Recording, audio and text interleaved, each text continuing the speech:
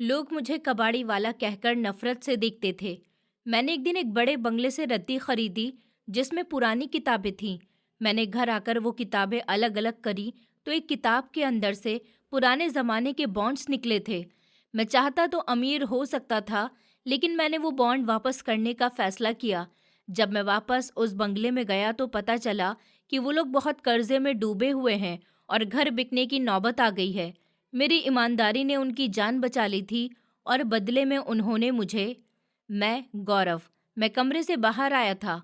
मुझे देखते ही माँ फौरन बोली थी, अभी एक बच्चा आया था, उसने बोला है कि वो बड़े इलाके के तीसरे बंगले में तुम्हें याद किया गया है। शायद आज वहां से तुम्हें बहुत भारी रद्दी मिलने वाली है। अच्छा देखना, बड़ी बड़ी किताबें अलग तरीके से रखना, फिर हम उसे बड़ी दुकान पर बड़ी कीमत पर बेचेंगे, या हो सकता है बाजार जाकर वहां पर बेच आएं। उनकी एक बड़ी सी लाइब्रेरी है, शायद वो लोग लाइब्रेरी खाली करना चाह रहे हैं। तुम बहुत ध्यान से जाना और जितना हो सके उतना लेकर आना। आज लगता है थोड़ी कमाई हो जाएगी। माँ की बात सुनकर मैं फौरन बोला, मतलब मैं ज्यादा पैसे लेकर जाऊं? अगर ज्यादा सामान है तो? उन्होंने सर हाँ में हिलाया था और बोली थी, ये ज्यादा ठीक रहेगा, क्योंकि पैसे फिर तुम्हें उनके हिसाब से ही देने होंगे। अमीर लोग हैं, ये भी हो सकता है कि वो तुमसे कोई भी पैसा न लें, लेकिन ध्यान रखना, इसीलिए ले जाओ। अगर वापस आना पड़ गया तो बहुत मुश्किल हो जाएगा। मैं वापस अंदर आया था। मैंने तिजोरी खोलकर लगभग 3,000 रुपये अपने पास रखे थे। पूरी लाइब्रेरी की किताबें थीं, मतलब काफ़ी लाभ हो सकता था। माँ ने मुझे बिठाकर अपने साथ नाश्ता कराया था। माँ कहने लगी कि बेटा, हमेशा ईमानदार रहना, कभी किसी के साथ कोई गलती मत करना, ना कभी किसी को धोखा देना जिससे तुम्हारा नुकसान हो और उनका भरोसा तुम्हारे ऊपर से उठ जाए। मैं माँ की बातों को सुनता था और बहुत समझता था। मेरी माँ हमेशा मुझे ऐसी ही बातें सिखाती थी जिससे कि किसी को नुकसान न पहुँच सके। मैं नाश्ता करके फौरन अपनी साइकिल बाहर निकालने लगा था। आज मेरे पास बाइक होती तो मुझे कितनी आसानी हो जाती, लेकिन हर मुश्किल के साथ आसानी होती है। मैं हमेशा ये बोलकर अपने आप को संभाल लेता था। साइकिल लेकर मैं अभी बाहर आया ही था जब अचानक पड़ोस के अंकल मुझे देखते हुए बोले थे कि इतना कमा रहे हो, बड़े बड़े घरों से तुम्हें फ़ोन आने लगे हैं, बड़े पैसे देते होंगे, कम से कम एक बाइक ही ले लो। कबाड़ी हो तो क्या हुआ, एक वक्त आएगा बड़ा पैसा कमाओगे। ये क्या तुम साइकिल पर घूमते रहते हो, तुम थकते नहीं हो साइकिल चलाते चलाते? अगर तुम्हारे पास बाइक होगी तो तुम्हें इतनी परेशानी भी नहीं होगी, तुम आराम से कहीं भी जा सकोगे। उनकी बात सुनकर मैंने उन्हें कोई भी जवाब नहीं दिया था। आजकल के लोग कितनी आसानी से ये बातें बोल लेते हैं, लेकिन कोई नहीं जानता कि सामने मौजूद इंसान कैसे कैसे दर्द से गुजर रहा है। मेरी माँ का ऑपरेशन होने वाला था, लेकिन मेरे पास इतने पैसे नहीं थे कि मैं उनका ऑपरेशन करवा सकता। अभी फिलहाल दवाइयों पर ही उनका गुजारा चल रहा था। मैं चुपचाप पैडल मारना शुरू हो गया था और सीधा उस घर की तरफ बढ़ गया था। दिमाग में यही ख्याल चलने शुरू हो गए थे कि काश मेरे पास बहुत सारे पैसे होते और मैं माँ का इलाज करवा लेता। उनके पित्ते में दर्द रहता था। डॉक्टर ने उन्हें साफ बोल दिया था कि जब तक इनका पित्ता नहीं निकल जाता, इनका दर्द ऐसे ही रहेगा और जितनी जल्दी हो सके ये काम करवा लीजिए, वरना आगे जाकर आप लोगों को बहुत बड़ी परेशानी का सामना करना पड़ सकता है। मुझे हर बात के बारे में पता था। मेरे साथ उठने बैठने वाले कई लड़कों ने मुझे दबे दबे शब्दों में समझाया था कि अपनी माँ का इलाज करवाओ। अगर जहर फैल गया तो तुम बहुत परेशान हो जाओगे। अगर उन्हें कुछ हो गया तो तुम्हारे आगे पीछे कोई भी नहीं रहेगा। तुम्हें जितनी जल्दी हो सके उनका इलाज करवाना चाहिए, ताकि वो जल्द से जल्द ठीक हो सकें और तुम्हारा साथ दे सकें। लेकिन मेरे पास पैसे ही नहीं थे। मैं अफसोस करते हुए उस बड़े घर की तरफ चला गया था। मेन सिक्योरिटी पर मुझे रोक लिया गया था कि इस तरह के आदमी अंदर नहीं जा सकते। मैं फौरन से बोला था कि मुझे तीसरे बंगले में मौजूद सुदेश साहब ने बुलाया है। आप उन्हें फ़ोन करके पूछ लीजिए और उनसे कहना कि रद्दी वाला आया है। मेरी बात सुनकर उसने एक नज़र मेरे ऊपर डाली थी। मैंने नाम सही बताया था, इसलिए वो कॉल करने के लिए अपने क्वार्टर में चला गया था। कुछ देर के बाद वो बाहर आया था और मुझे देखते हुए बोला था कि पहले कभी नहीं देखा, क्या इनके पास पहले भी आए हो? मैं सर हाँ के इशारे में हिलाकर बोला था कि 2 से 3 बार आया हूँ। उनकी बेटी छोटी वाली अपनी किताबें अक्सर मुझे बेचती है और अक्सर अपनी किताबें मुझसे ही खरीदती है। मैं उनको यहाँ से नहीं बल्कि कोचिंग से जानता हूँ, जहाँ पर वो मैडम पढ़ने जाती हैं। मेरी बात सुनकर वो बोला था कि जाओ, तुम्हें अंदर बुला रहे हैं और हाँ, जल्दी ही वापस आ जाना, ज़्यादा ड्रामा करने की ज़रूरत नहीं है। और अगर तुमने किसी को परेशान किया या फिर किसी और घर में जाने की कोशिश की तो मैं तुम्हें छोड़ूंगा नहीं। ध्यान रखना इस बात का। अब जल्दी से जाओ और जल्दी से वापस आ जाना। उसके हाथ में एक मोटा सा डंडा था। बड़े घर में काम करने वाले लोग भी कुछ ज्यादा ही हवा में उड़ते हैं। उसे देखकर साफ पता चल रहा था। मैं बिना कुछ कहे साइकिल लेकर बंगले की तरफ बढ़ गया था। थोड़ा सा सफर तय करके मैं बंगले के पास आ गया था। मुझे देखते ही गार्ड ने दरवाज़ा खोल दिया था। मैं अंदर आया तो सामने वही लड़की खड़ी हुई थी जिससे मैं अक्सर रद्दी खरीदा करता था। देखने में तो वो बहुत ज़्यादा खूबसूरत थी। छोटी सी नाक, खूबसूरत आंखें, गोल चेहरा। उसे देखकर किसी छोटी परी की तरह लगता था। कहने को मैं एक कबाड़ी वाला था। आम तौर पर ऐसे लोग अजीब शक्ल के होते हैं, लेकिन मैं देखने में बहुत अच्छा और सेहतमंद था। चेहरा भी खूबसूरत था और रंग भी गोरा था। अगर मेरे पास कोई अच्छा हुनर या पढ़ाई होती तो आज मैं ये कबाड़ी वाला नहीं होता। मुझे देखते ही वो फौरन मेरे पास आ गई थी और बोली कि आप लाइब्रेरी में आ जाइए। आज हमने काफ़ी किताबें निकाली हैं और इतनी देर क्यों लगा दी आपने आने में? हम कब से आपका इंतज़ार कर रहे हैं। मैंने अपनी साइकिल को एक तरफ खड़ा कर दिया और अपनी शर्ट के बटन ठीक करते हुए बोला कि आपके सिक्योरिटी गार्ड ने रोक लिया था, फालतू की बातें कर रहे थे। खैर आप छोड़िए, ये बताइए कि कितनी किताबें होंगी लगभग। मेरी बात सुनकर वो प्यार से बोली थी कि घर में सिर्फ आज मेरी छोटी बहन और नौकरानी ही है। हम थोड़ी देर बैठकर बात करते हैं। मैं तुम्हारे लिए अपने हाथों से चाय बनाऊंगी। मुझसे बहुत अच्छी चाय बनानी आती है। मैंने हैरत से उस लड़की की तरफ देखा था और कुछ देर खामोश हो गया था। कुछ देर बाद जब हम घर के दरवाजे पर पहुंच गए तो मैं नरमी से बोला था कि देखिए मैडम, मैं आपकी बहुत इज्जत करता हूँ, लेकिन मैं चाय वगैरह नहीं पी सकता। मैं यहाँ अपने काम से आया हूँ और अपना काम करके जाना चाहता हूँ। आपके गार्ड ने मुझे वैसे भी बोल दिया है कि जल्दी वापस आना, वहाँ पर रुकने की कोई ज़रूरत नहीं है। अगर मैं यहाँ पर रुका तो वो मुझे छोड़ेंगे नहीं। आप मेरी बात तो समझ रही होंगी। प्लीज़ मुझे जल्दी से जल्दी दे दीजिए और मुझे वापस अपने घर भी जाना है। मेरी बात सुनकर वो बोली थी कि आपको इस चीज़ की फ़िक्र करने की बिल्कुल भी ज़रूरत नहीं है। मैं उसका दिमाग अपने पिताजी से ठीक करवा दूँगी। हर आने जाने वाले को वो ऐसे ही परेशान करता रहता है। हमने उसे सिक्योरिटी के लिए रखा है, ज़िंदगी ख़राब करने के लिए नहीं। उसकी तरफ से आप परेशान होना बंद कर दीजिए। अगर आप कहेंगे तो मैं आपको दरवाजे तक खुद छोड़ने के लिए जाऊंगी। वो आपको एक शब्द भी नहीं बोल पाएगा। उसकी मेरे सामने बोलने की हिम्मत भी नहीं हो सकेगी। तुम्हें उससे डरने की बिल्कुल भी ज़रूरत नहीं है। जबकि मैं सर ना के इशारे में हिलाकर बोला था कि मेरा काम सिर्फ यहाँ पर नहीं है, मुझे और भी जगह पर भी जाना है। आप मुझे किताबें दे दीजिए ताकि मैं जल्द से जल्द यहाँ से निकल सकूँ। मुझे और भी बहुत काम है। मेरी बात सुनकर उसके चेहरे के रंग उड़ गए थे। आंखों की चमक कम हो गई थी। मैं कोई छोटा बच्चा नहीं था, एक समझदार इंसान था जिसे उस लड़की के दिल का हाल साफ नजर आ रहा था। लेकिन मैं ऐसी वैसी कोई भी गलती करना नहीं चाहता था जो उसकी जिंदगी को मुश्किल में डाल दे, और मेरी भी। जब भी वो मुझसे मिलती थी वो मुझसे ऐसे ही बात करती थी, और एक लड़का होने के नाते मुझे इस बारे में पता था कि वो मेरे लिए क्या सोचती है। मैं उसे बढ़ावा नहीं देना चाहता था क्योंकि मैं अपनी औकात जानता था। वो मुझे सीधा लाइब्रेरी लेकर आई थी। वहाँ पर काफ़ी सारी किताबें सजी हुई थी और कुछ किताबें ज़मीन पर एक तरफ रखी हुई थी।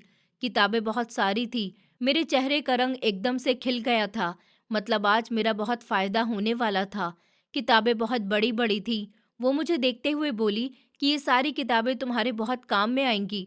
हमारा इन्हें पढ़ने का बिल्कुल भी दिल नहीं है और ये ख़राब हो चुकी हैं। हमें अब इनकी कोई ज़रूरत नहीं है।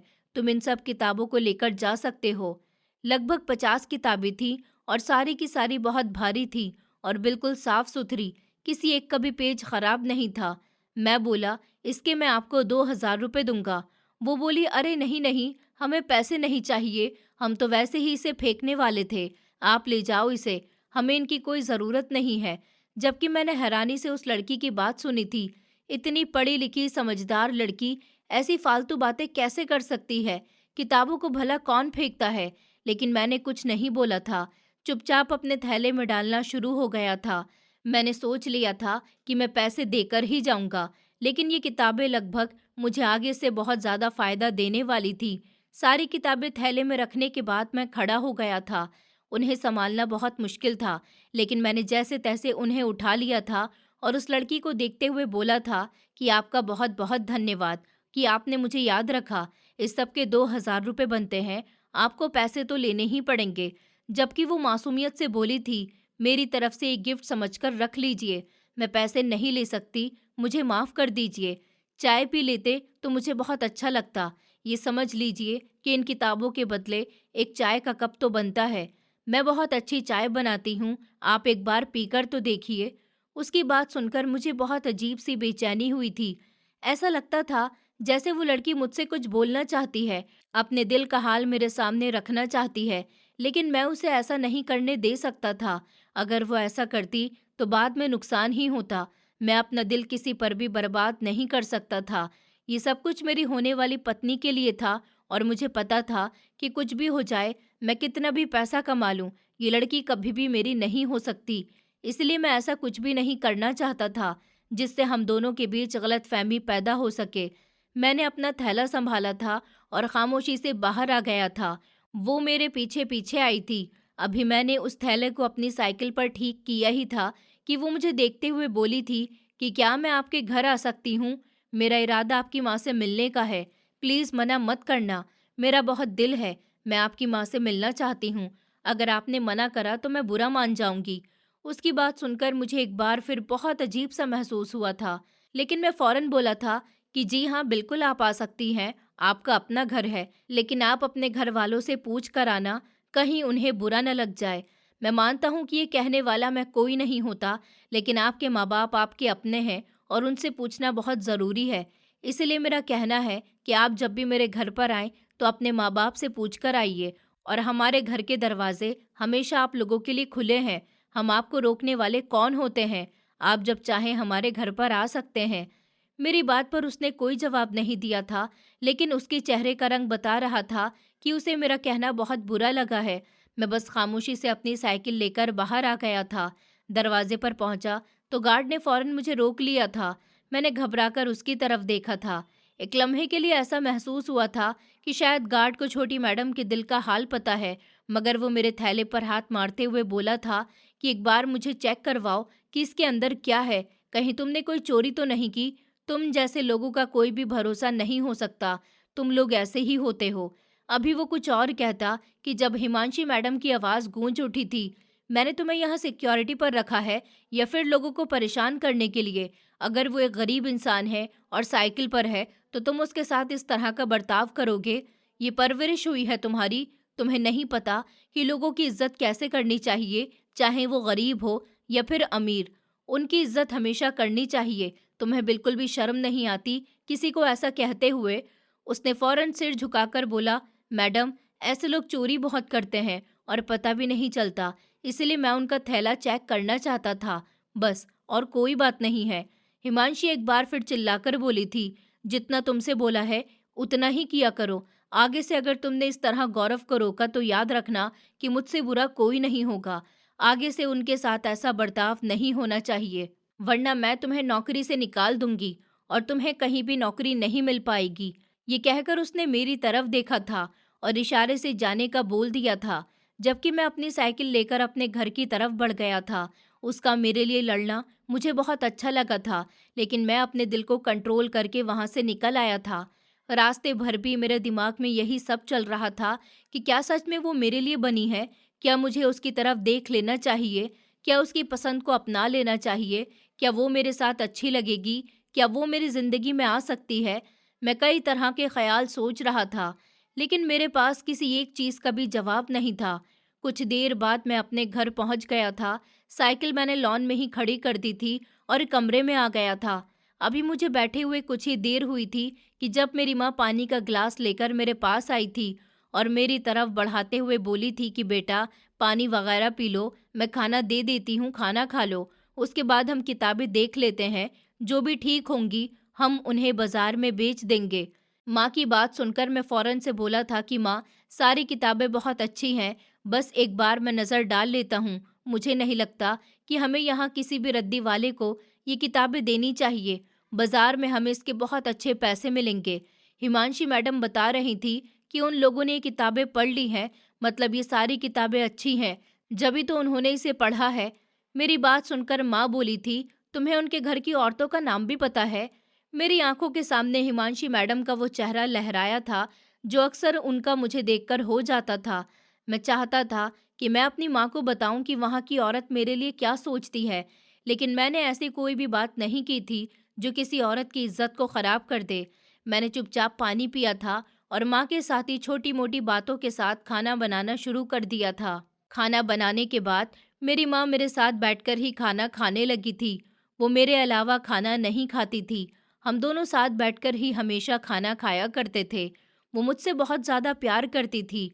खाना खाते वक्त वो मुझसे बोली थी कि बेटा, कभी भी किसी चीज़ पर घमंड मत करना, चाहे तुम्हारे साथ कुछ भी हो जाए। तुम हमेशा खामोश रहना सीखना और कभी किसी का कोई नुकसान न करना और कभी ऐसा काम ना करना जिससे हमारी बेइज्जती हो। इन बातों को तुम हमेशा ध्यान में रखना और जो लोग तुम पर भरोसा करते हैं, उनका भरोसा कभी भी टूटने नहीं देना। मैंने उनकी बातों को सुना और समझ लिया था। मेरी माँ मुझसे हमेशा ऐसी ही बातें करती थी। वो मुझे हमेशा समझाती रहती थी कि एक इंसान को कैसा होना चाहिए। अब मैं कमरे से बाहर आ चुका था। मैंने सारी किताबें थैले से निकालकर वहाँ पर सजा दी थी। मैंने 5वीं क्लास तक पढ़ा हुआ था, इसलिए किताबों का थोड़ा बहुत अंदाज़ा मुझे भी था। मैं ज़मीन में बैठ गया था और अब किताबें खोल खोल कर देखने लगा था। कुछ किताबें बीच में से फट चुकी थी, कुछ की हालत बहुत ज़्यादा अच्छी थी और कुछ तो ऐसा लगता था जैसे हाथ भी नहीं लगाई गई हूँ। मैंने एक इंग्लिश की किताब खोली थी। उसमें दोबारा पेज पलटा था जब अचानक एक लिफाफा मेरे हाथ में आया था। मैंने लिफाफा खोल कर देखा था कि उसके अंदर क्या है। मैंने वो खोला था।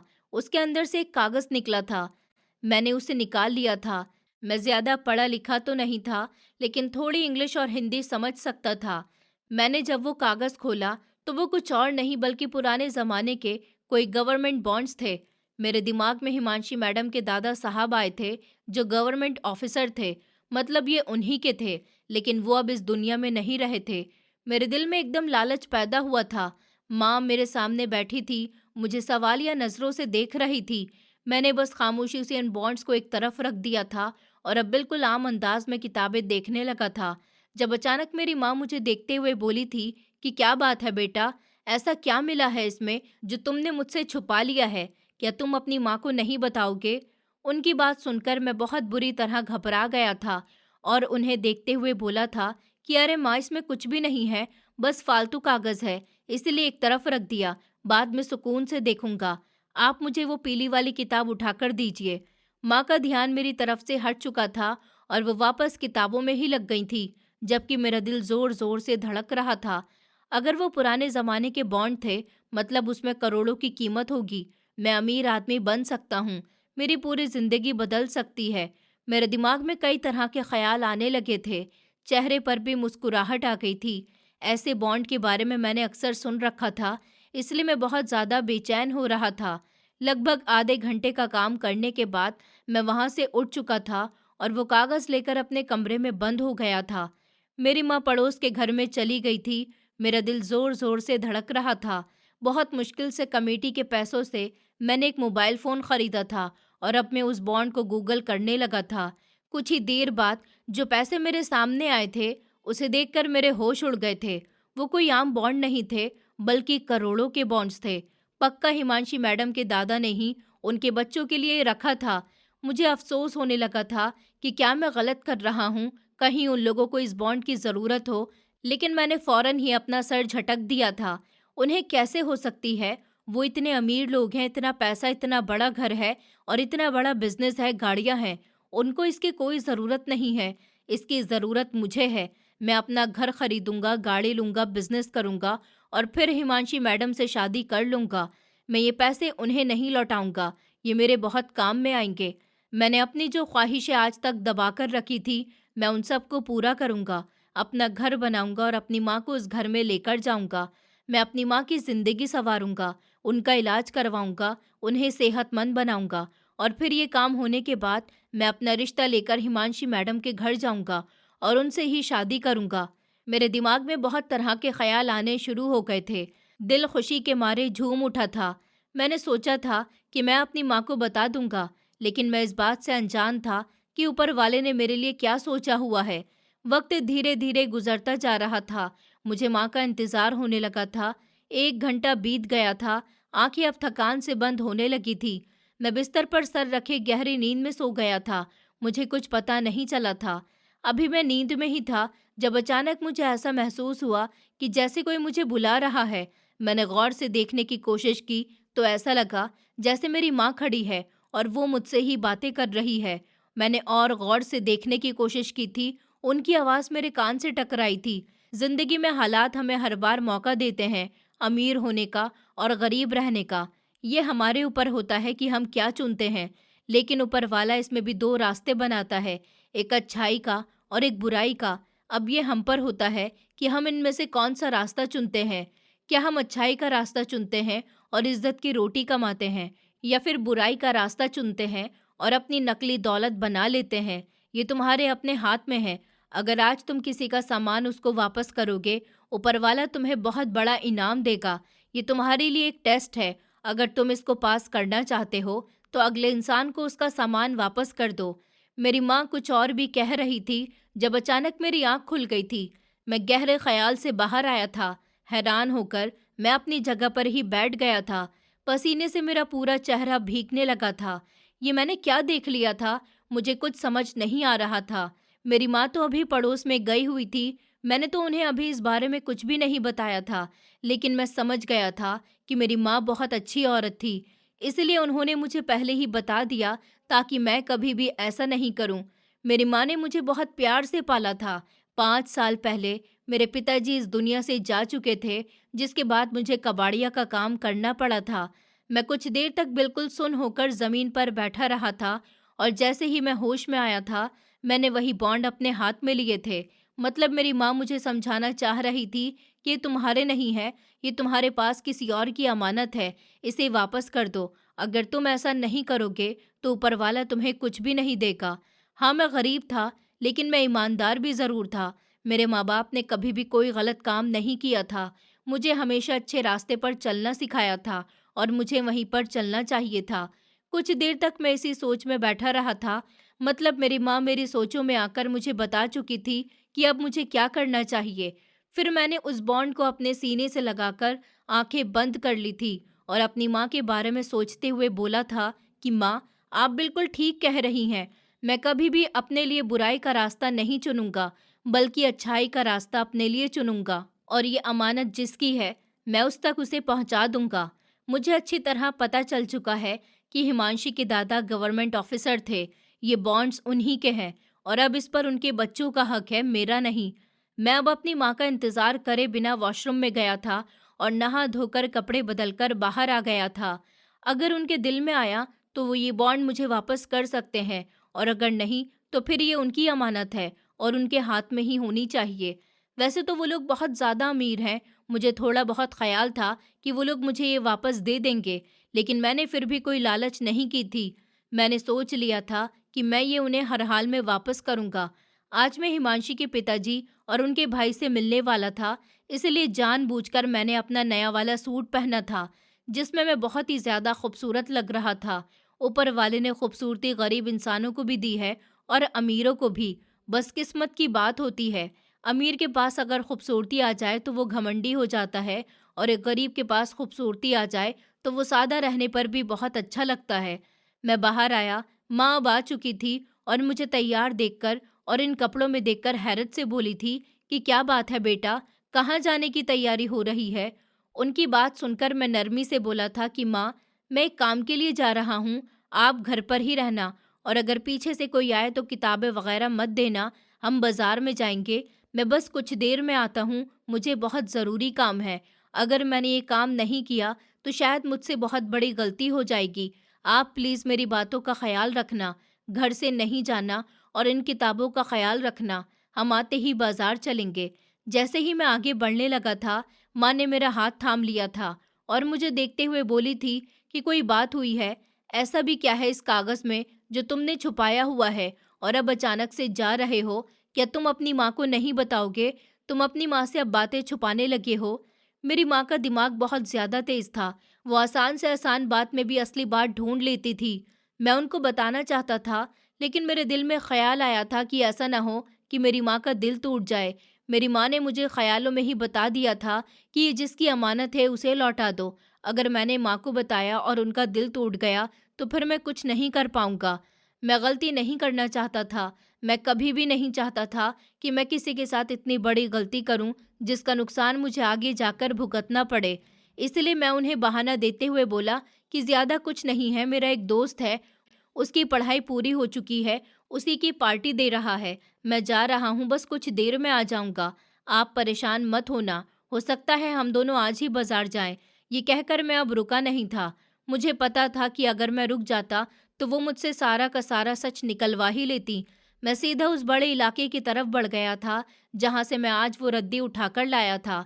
दिल की धड़कनें बहुत तेज़ हो रही थी, दिमाग में अजीब-अजीब से ख़्याल आ रहे थे, लेकिन मैंने हर ख़्याल को झटक दिया था। मैं सिर्फ़ और सिर्फ़ इंसाफ़ के रास्ते और सच्चाई के रास्ते पर चलना चाहता था। मैं अपनी ज़िंदगी में ऐसा कोई भी काम नहीं करना चाहता था कि मरने के बाद मेरी आत्मा को शांति न मिल सके। मैं कभी भी किसी के साथ कुछ गलत नहीं करना चाहता था, जिससे उसको नुकसान पहुँचे। मेरी वजह से किसी को चोट पहुँचे, मैं नहीं चाहता था। मैं दरवाजे तक पहुँचा तो सिक्योरिटी गार्ड ने बिना कुछ कहे दरवाज़ा खोल दिया था। मैं सीधा हिमांशी मैडम के घर की तरफ बढ़ गया था। उनके दरवाजे पर पहुँचकर मैंने एक गहरी सांस ली थी और गार्ड के पास जाकर बोला था कि अंदर बता दो कि गौरव कबाड़ी वाला आया है। उसके पास एक ज़रूरी सामान है, वो उसे वापस करना है। उनसे कहना कि बहुत ज़्यादा ज़रूरी बात है। मैंने पूछा, क्या घर के अंदर बड़े आ गए हैं?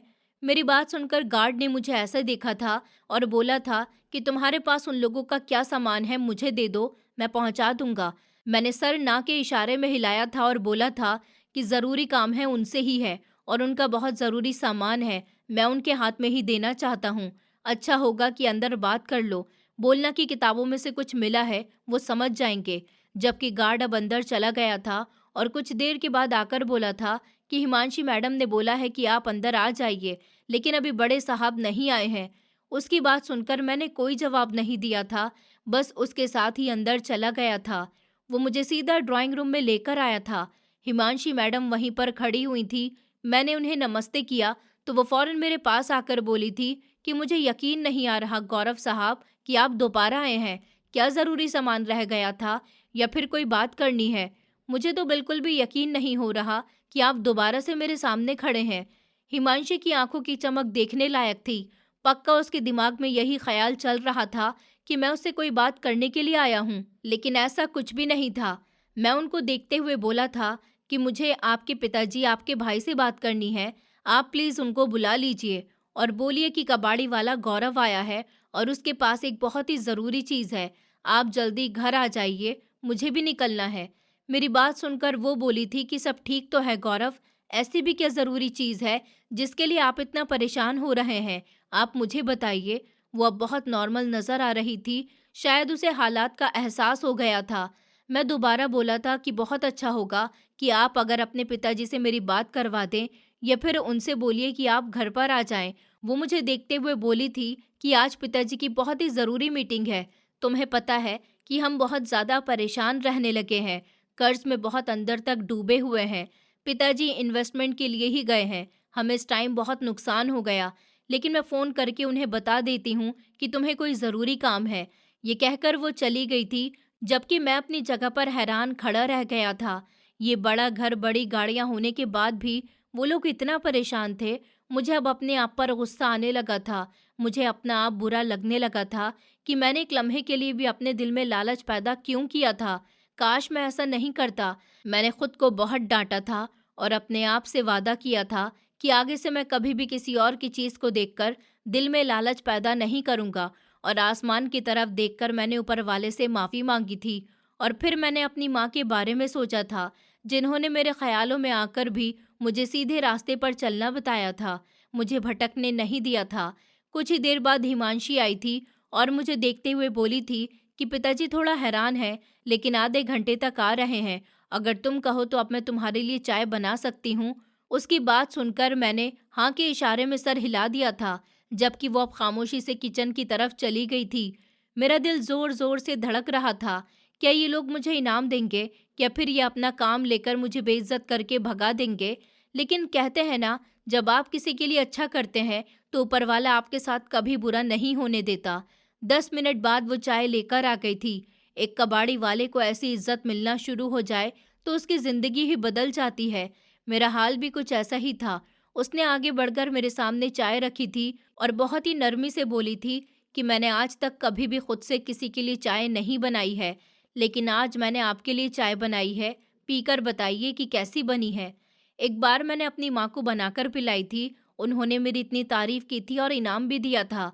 उनको मेरे हाथ की चाय बहुत पसंद आई थी और अब वो हमेशा मेरे हाथ की ही चाय पीती हैं। मैंने बिना कुछ भी कहे कप को अपने होठों से लगा लिया था। जैसे ही पहला घूंट मेरे गले में उतरा था, चाय का टेस्ट बहुत अच्छा था। मेरी ज़बान मीठी हो गई थी। मैं उसे देखते हुए बोला था कि चाय सच में बहुत अच्छी बनी है।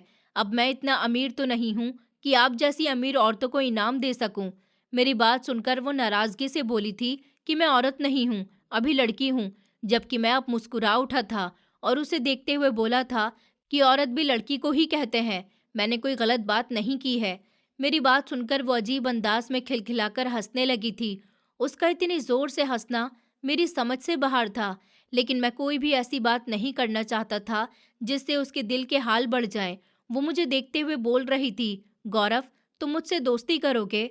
मैं बहुत अच्छी लड़की हूँ, बहुत पढ़ाई करती हूँ, किसी से बात भी नहीं करती, किसी लड़के से दोस्ती भी नहीं करती हूँ, बस मैं अपने आप में मगन रहती हूँ।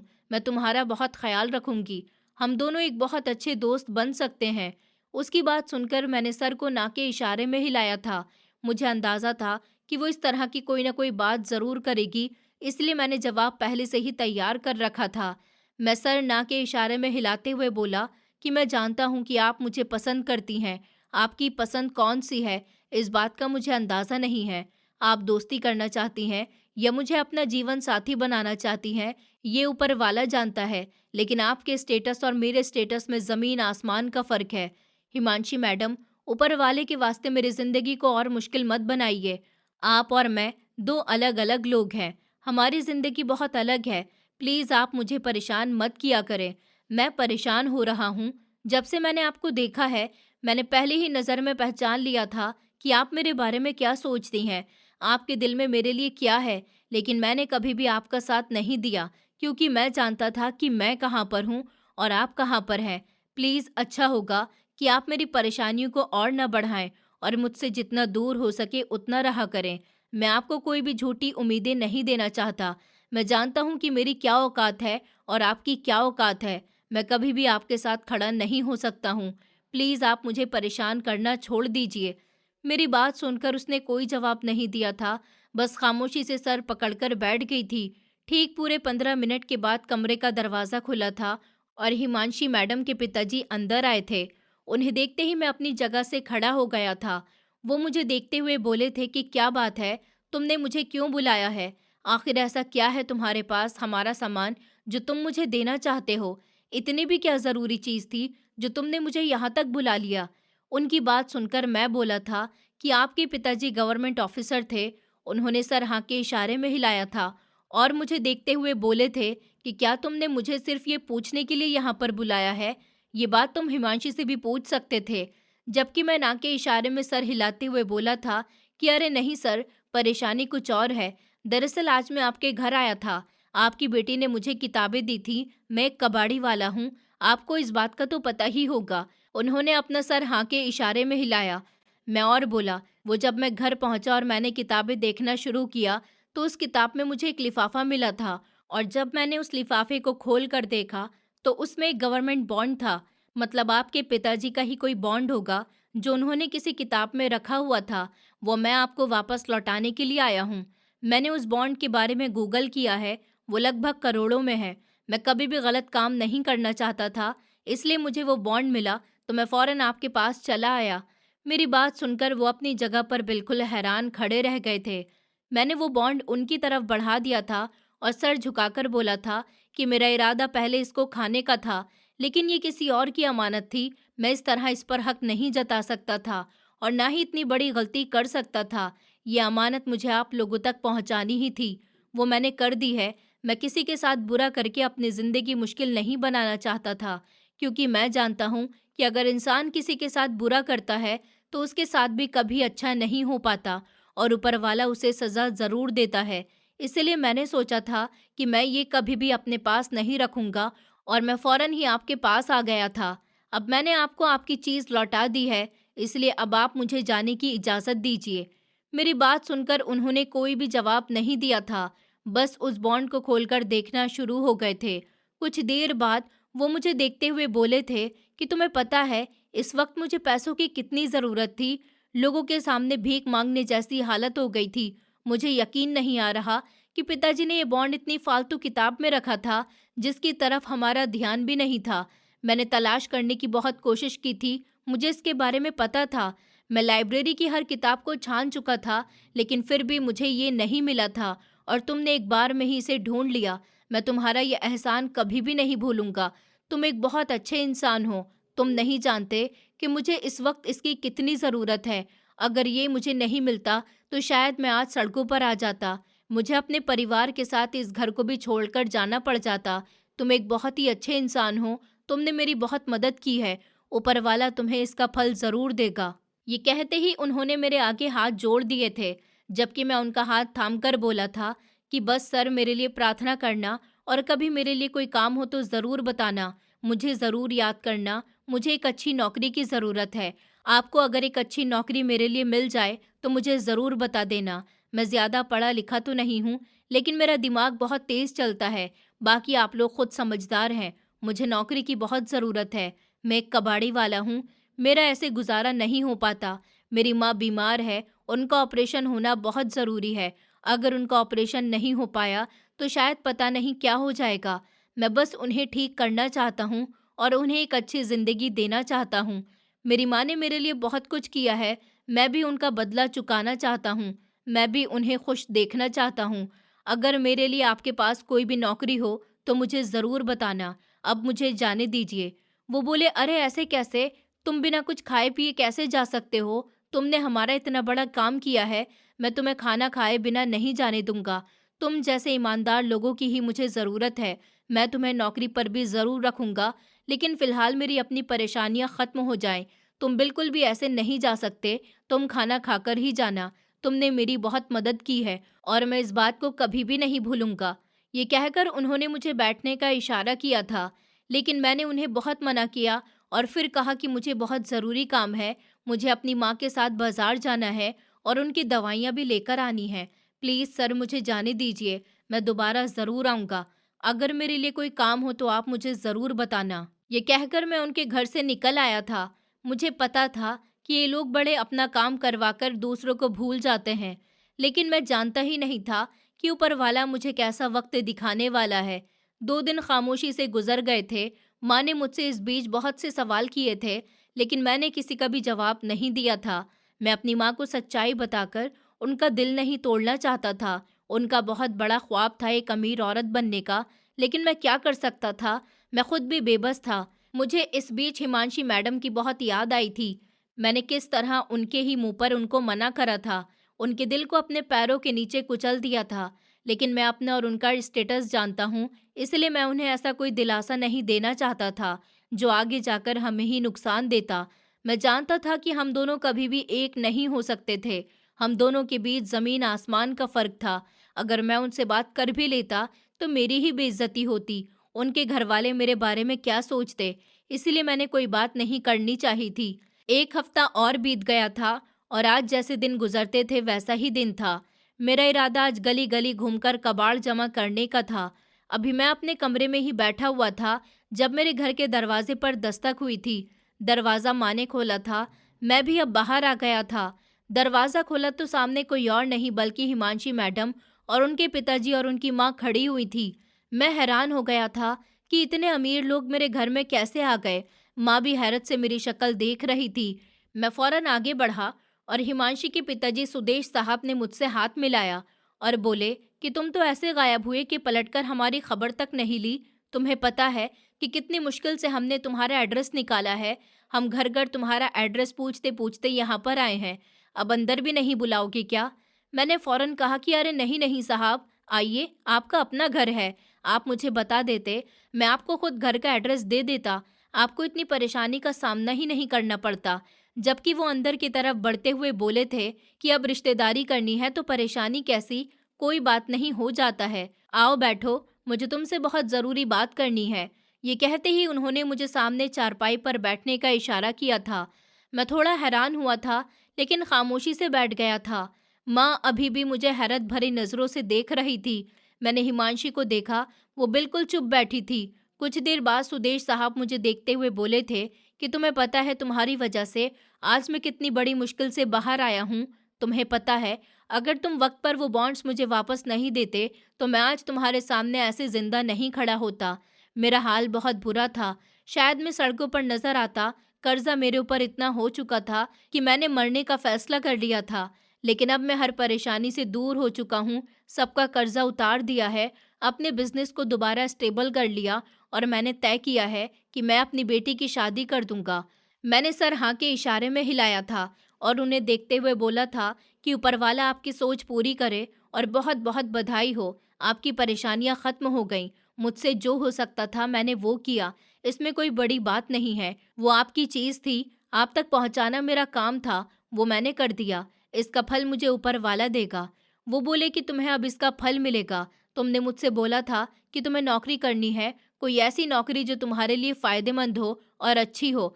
तुम्हारा दिमाग बहुत चलता है, तुम मेरे बिजनेस के बारे में थोड़ा बहुत जानते ही होगे कि मैं कंस्ट्रक्शन का काम करता हूँ और मुझे एक ऐसे ईमानदार इंसान की ज़रूरत है जो मेहनती हो और लोगों को डील करना जानता हो। तुम्हारा कबाड़ का काम है, तुम लोगों को डील अच्छे तरीके से कर लेते हो, बस अब तुम्हें वहाँ पर अपने दिमाग को और तेज चलाना है।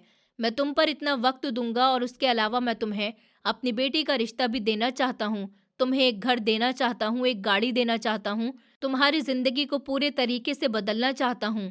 उनकी बात सुनकर मैंने हैरत से उनके चेहरे को देखा था और सर ना के इशारे में हिलाकर बोला था कि नहीं सर, मैं आपका ये एहसान नहीं ले सकता। अगर आप मुझे नौकरी दे रहे हैं तो हमेशा मैं आपको धन्यवाद कहता रहूँगा, लेकिन हिमांशी मैडम पढ़ी लिखी लड़की हैं और मेरे पास सिर्फ ये छोटा सा घर है। मैं उनका हमसफ़र कैसे बन सकता हूँ? ऐसा कभी भी नहीं हो सकता। हिमांशी मैडम मेरे साथ खुश नहीं रह पाएंगी, उन्हें आरामदायक चीज़ों की आदत होगी, लेकिन मैं शायद कभी उन्हें ऐसी चीज़ें नहीं दे पाऊंगा। मैं कोई ख्याल की दुनिया में जीने वाला इंसान नहीं था। मैं सच्चाई को पसंद करता था और सच्चाई को ही अपनाना जानता था। वो मुझे देखते हुए बोले थे कि हाँ, मैं समझ सकता हूँ, लेकिन जब मैं तुम्हें सामने से अपनी बेटी का रिश्ता दे रहा हूँ तो इसमें परेशानी क्या है? तुम इसे खुश रखोगे। जो इंसान इतना गरीब होने के बाद भी इतना ईमानदार हो सकता है, वो मेरी बेटी के साथ कभी कुछ बुरा नहीं करेगा। मैंने हमेशा से सोचा था कि अपनी बेटी की शादी किसी बड़े बिजनेसमैन से करूंगा और फिर उनके साथ मिलकर बिजनेस करूंगा, लेकिन मुझे अब समझ आया कि हर चीज़ बिजनेस से नहीं होती, कुछ चीज़ें ईमानदारी से भी होती हैं। मेरी बेटी भी तुम्हें बहुत पसंद करती है और मुझे अंदाज़ा है कि तुम्हें भी मेरी बेटी पसंद आ ही जाएगी। मैं अपनी बेटी की हर ख्वाहिश पूरी करता हूँ। मैं नहीं चाहता कि मेरी बेटी की कोई भी ख्वाहिश अधूरी रह जाए। अब बोलो, क्या तुम मेरे साथ काम करोगे? मैं कुछ देर खामोश रहा था और फिर मैंने अपनी माँ की तरफ देखा था। उनके चेहरे का रंग ही बदल गया था। खुशी के मारे उनकी आंखें भीगने लगी थी। मैं चाहकर भी मना नहीं कर पाया था और फिर मैंने हाँ बोल दिया था। मुझे लगा था कि ये सब वक्ती होगा, लेकिन ऐसा नहीं था। अगले ही दिन वो मुझे अपने साथ साइड पर ले गए थे और छोटी छोटी चीज़ें मुझे अच्छी तरह से समझाने लगे थे। पूरा एक महीना मेरा बहुत उलझन में गुजरा था। मुझे कुछ खास समझ नहीं आता था, बस मेरे सर के ऊपर से गुजर जाता था। इस एक महीने के बीच मेरी हिमांशी से 2 बार मोबाइल पर बात हुई थी। उसने मुझसे सिर्फ इतना ही बोला था कि तुम्हें घबराने की कोई ज़रूरत नहीं है। जब तक तुम कामयाब नहीं हो जाते, मैं हमेशा तुम्हारे साथ रहूंगी। मोहब्बत इसी का नाम है। जब तुम्हारा साथी परेशान हो, मुश्किलों में हो, तो उस इंसान को उसकी मदद करनी चाहिए और मैं तुम्हारी मदद कर रही हूँ। तुम्हें किसी भी चीज़ की ज़रूरत हो तो तुम बिना सोचे समझे मुझे बोल सकते हो। लेकिन मैंने दिल में वादा कर लिया था कि जब मैं उस लड़की से शादी करूंगा तो इसका कोई भी एहसान नहीं लूंगा, बल्कि इसे रानी बनाकर रखूंगा। जिस औरत ने मेरी गरीबी को देखते हुए मुझे अपने लिए पसंद किया है, वो कितने अच्छे दिल की होगी। इन सब चीज़ों को सोचते हुए मैंने शादी के लिए भी हाँ बोल दिया था। लगभग 6 महीने बाद मुझे पूरा काम समझ आ गया था। दिमाग तेज होने की वजह से मैं लोगों को अपनी बातों में ऐसे उलझा लेता था कि वो खुद हैरान हो जाते थे। पर्सनैलिटी भी इतनी अच्छी थी कि सभी लोग मुझे देखते रहते थे। 6 महीने के अंदर अंदर मैंने अपना घर भी बनवा लिया था। पिताजी ने जगह बहुत बड़ी खरीद रखी थी, लेकिन बस पैसे न होने की वजह से मैं कभी उसे बनवा नहीं पाया था। लगभग 1 साल में मैंने हिमांशी से शादी की थी। आज वो मेरी पत्नी बनकर मेरे घर में आ गई है। मेरी पूरी जिंदगी बदल चुकी है। बिजनेस है, गाड़ी है, घर है, पत्नी है। माँ के पास वो सारी खुशियाँ हैं जिसकी वो हमेशा से ख्वाब देखती आई थी, और माँ का ऑपरेशन भी हो चुका है। अब वो बिल्कुल ठीक है। ये सब हिमांशी की वजह से मुझे मिला है, और मेरी ईमानदारी की वजह से। अगर मैं ईमानदारी के साथ नहीं चलता, उस दिन उनकी अमानत को वापस नहीं पहुंचाता, तो शायद आज मेरे पास कुछ भी नहीं होता। न ये सुकून होता और ना ही ये सारी खुशियाँ। शायद पैसा होता, ये घर, बिजनेस होता, लेकिन दिल को वो आराम नहीं मिलता जो अब मिल रहा है। मैं सब लोगों को यही बताना चाहता हूँ कि पैसा देखकर अपने नियत को कभी खराब मत होने देना। खुद पर भरोसा रखना कि आप सब कुछ कर सकते हैं। दोस्तों, उम्मीद करती हूँ आपको हमारी कहानी पसंद आई होगी। कहानी पसंद आई है तो वीडियो को लाइक करें, चैनल पर नए हैं तो चैनल को सब्सक्राइब करें, और हाँ, नोटिफिकेशन बेल को ज़रूर दबाएं ताकि अगली अपडेट सबसे पहले आपको मिले।